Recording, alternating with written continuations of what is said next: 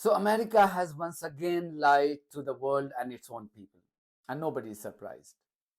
For days, Israel's international spokespersons, because that's how I describe them, in the White House and State Department and the Department of Defense told everybody that a full blown war in the Middle East is not inevitable. Even though Israel committed international crimes by attacking the capitals of two sovereign nations, namely Lebanon and Iran. And the person leading the pack in terms of denying the inevitability of that war in the Middle East was none other than their Defense Secretary Lloyd Austin, who said on several occasions, kept repeating that the war in the Middle East is not inevitable. You asked whether or not a fight was between Israel and Lebanon, or Israel and Lebanon Hezbollah, is inevitable, or imminent, excuse me. I don't believe that, while we've seen a lot of activity on Israel's northern border, we remain concerned about the potential of this escalating into a full-blown fight.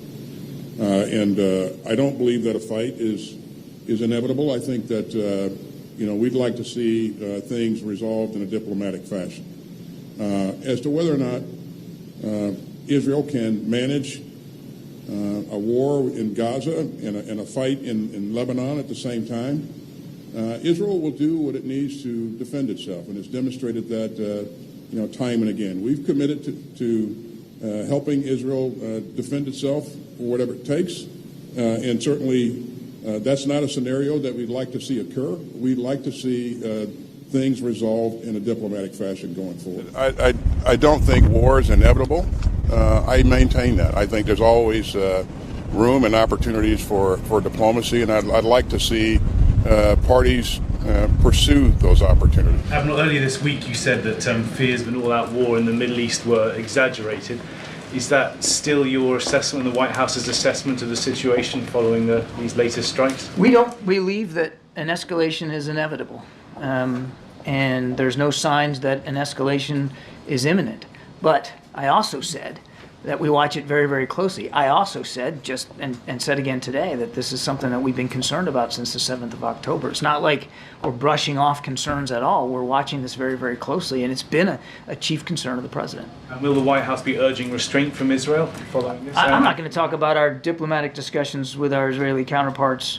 Secretary Austin spoke with Israeli Minister of Defense Gallant this morning about the destabilizing threats posed by Iran, its partners, and proxies. The secretary reiterated ironclad support for Israel's security and informed the minister of additional measures to include ongoing and future defensive force posture changes that the department will take to support the defense of Israel. Secretary Austin highlighted that further escalation is not inevitable and that all countries in the region would benefit from a de-escalation in tensions, including through completing a Gaza ceasefire and hostage release deal. However, within days, it has become clear that Israel's international spokespersons were either lying through their teeth or there was another motive behind this inaccurate information. Because this morning, it became abundantly clear that the US had moved with lightning speed to deploy additional warships and fighter jets in the Middle East to help defend Israel from possible retaliatory attacks by Iran, Hezbollah in Lebanon, and Houthis in Yemen. And mind you, the same American administration had chosen to look the other way when Israel carried out international crimes by assassinating Hamas leader Ismail Haniyeh in Tehran. Usually, and by the way, this Hamas leader Ismail Haniyeh was a moderate figure who was a key negotiator in the current ceasefire talks between Israel and Palestinians, and that ceasefire would have seen the early release of over 100 Israeli hostages currently in Hamas's captivity.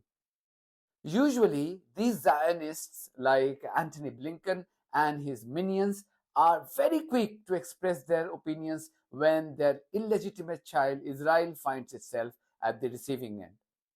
But when it became absolutely clear that a retaliatory attack by Iran was becoming an increasing reality, the US has chosen to drop all pretense once again to stand shoulder to shoulder with the apartheid regime of Israel.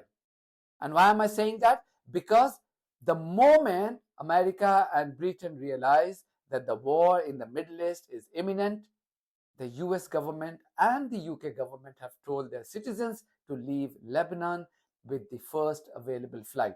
First, it was America who told their citizens to immediately leave Lebanon, and then the similar advice was also issued by British Foreign Secretary David Lammy. The UK said that it was sending extra military personnel, consular staff, and border force officials to help with any evacuations. But it has urged every single UK citizen to leave the country while, in their words, commercial flights are still running. What left these politicians in both the countries incredibly worried was the decision to cancel flights in the region by not one but several airline companies. And then there was a phone call between Iran's acting foreign minister Ali Bagheri Kani and EU foreign policy chief Joseph Borrell on Friday. Now, in that phone call, the Iranian minister said in no uncertain terms that his country will, in his words, undoubtedly use its inherent and legitimate right to punish Israel. Then there was this Iranian TV broadcast where an announcement was made saying that the world would witness extraordinary scenes.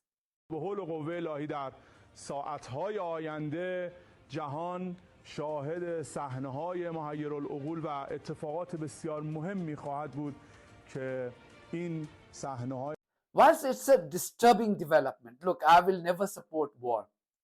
So it's a disturbing development that Israel has managed to drag America into yet another war in the Middle East.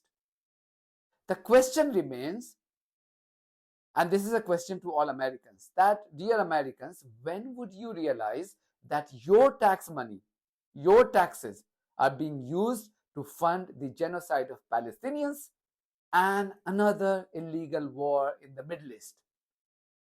Up until now, the likes of Austin and other spokespersons within the Biden administration felt that Iranian threats must not be taken seriously. And that is the reason why they kept playing down the inevitability of an all-out war. However, now that they have realized that Iranian and Hezbollah weren't joking, you can detect a sense of panic both in America and the United Kingdom. Hence, this advice to citizens that leave with the first available flight. Thank you very much for watching this video. If you haven't subscribed to my channel, please do so, because that's one of the many ways you can support independent journalism.